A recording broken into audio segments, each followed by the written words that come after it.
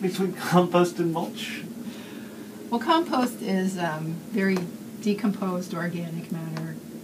It's usually intended to be used as a soil amendment, where you're blending it into the soil to increase the organic matter content. Mulch is not intended as a growing media itself. With all of the storm damage that we have, if I chop up a tree and make it into wood chips, that I could use that as mulch, correct? Yes. But if I wanted to turn that into compost, I would have to do what? Wood chips in particular would be difficult to turn into compost, because it would take a long time, because it has a very low nitrogen content. So we're looking at one of your compost test reports, and I see 9 different things. Can you take me through what they all mean? Well, the first thing that we do when it comes in is to do a visual assessment, and so I'm looking at the compost and trying to characterize it just by its appearance and sometimes by its smell as well.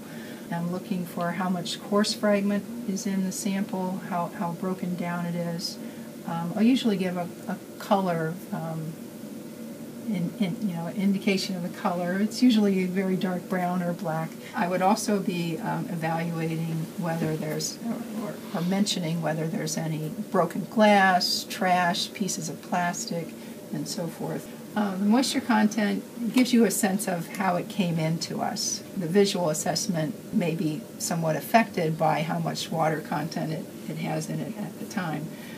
But it also gives you a sense of how much water holding capacity that it has. A dry compost might be 35% or less.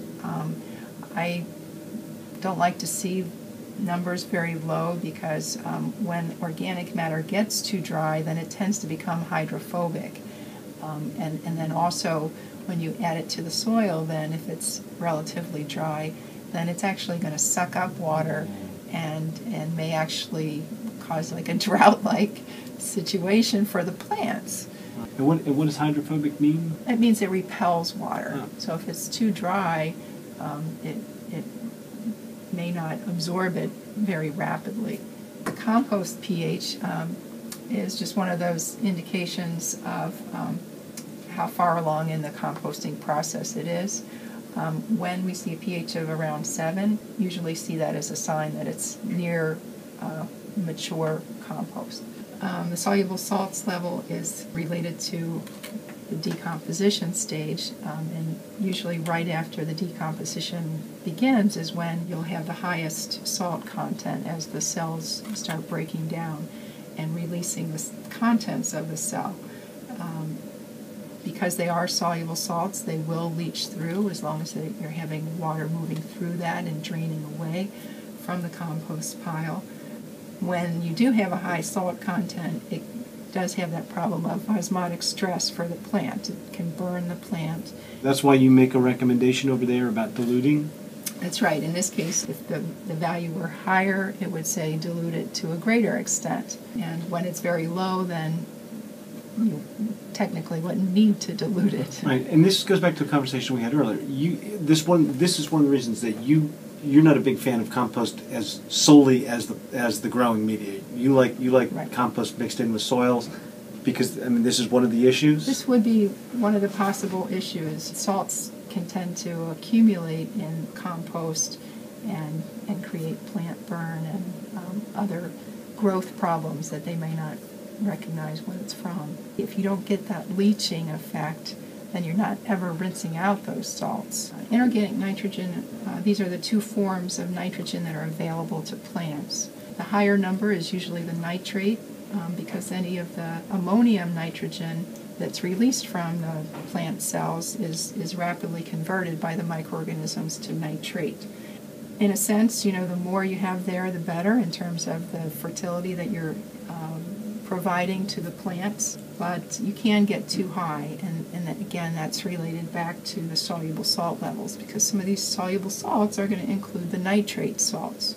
When you have too high of an ammonium content, that means that the nitrification hasn't occurred where it's converted to nitrate, and that tells you that you might have an aeration problem. You're not getting enough oxygen into the pile, and so that ammonium isn't getting converted to nitrate. The organic matter content is just an overall value to tell you how much of this compost is actually organic matter. The portion that's not organic matter is what comes out as ash when we do the compost test. This value might range from, it can be as high as 90% or more, but usually that would be a very fresh material that hasn't decomposed very much. The other thing that we're getting from this organic matter value is the organic carbon content, and we use that to compare it to the nitrogen. So we have the organic carbon content and total Kjeldal nitrogen content. The Kjeldal nitrogen value is what's understood to be the organic nitrogen, what's still in the organic form. And that's important because these microorganisms that are still, working on the compost, they need a certain amount of nitrogen to do their job. And so you need a certain ratio of nitrogen relative to the carbon. So this says that there are 15 carbon atoms to every nitrogen atom. The further apart those numbers are, the higher the carbon number, the more out of balance the carbon and the nitrogen are. Now the final number is a maturity index. It's just an overall indication of how mature the compost is, and based on the respiration that's still occurring in the compost, and also any ammonia release that is occurring also as the compost is decomposed.